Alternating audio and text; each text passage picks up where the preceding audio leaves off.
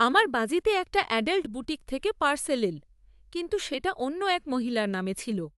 আমি রিটার্ন অ্যাড্রেসটা চেক করলাম, দেখলাম এটা একটা অ্যাডাল্ট টয় কোম্পানির থেকে এসেছে।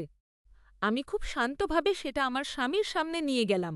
কোনো অভিযোগ করলাম না, চিৎকারও করলাম না। আমি শুধু জিজ্ঞেস করলাম সে এই বিষয়ে কিছু জানে কিনা।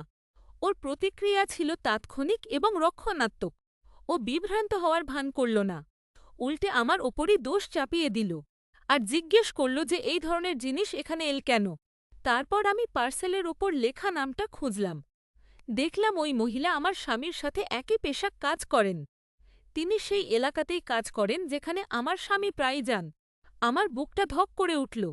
আমার স্বামীর মিথ্যে বলার ইতিহাস আছে, আর হঠাৎ করেই সবকিছু মিলে যেতে শুরু করল। আমার মনে হচ্ছিল আমাকে মিথ্যে বলে বিভ্রান্ত করা হচ্ছে। আমি এটা মেনে নিতে পারছিলাম না। আমি একটা ফেক ইমেল আইডি খুলে সেই মহিলার সাথে যোগাযোগ করলাম। আমি ভেবেছিলাম আমার কাছে সব প্রমাণ আছে।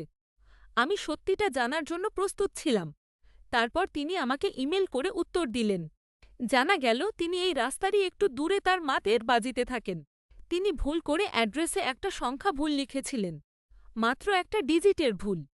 পার্সেলটি ছিল তার এবং তার স্বামীর ব্যক্তিগত সম্পর্কের নতুন মাত্রা যোগ করার জন্য। একটা টাইপিং ভুলের জন্য আমি একজন নিরীহ অপরিচিত মহিলাকে আমার স্বামীর সাথে সম্পর্কের কথা বলে অভিযুক্ত করে ফেলেছিলাম। আর আমার স্বামীর কথা? ও রক্ষণাত্মক হয়ে উঠেছিল, কারণ ওর স্বভাবই তাই।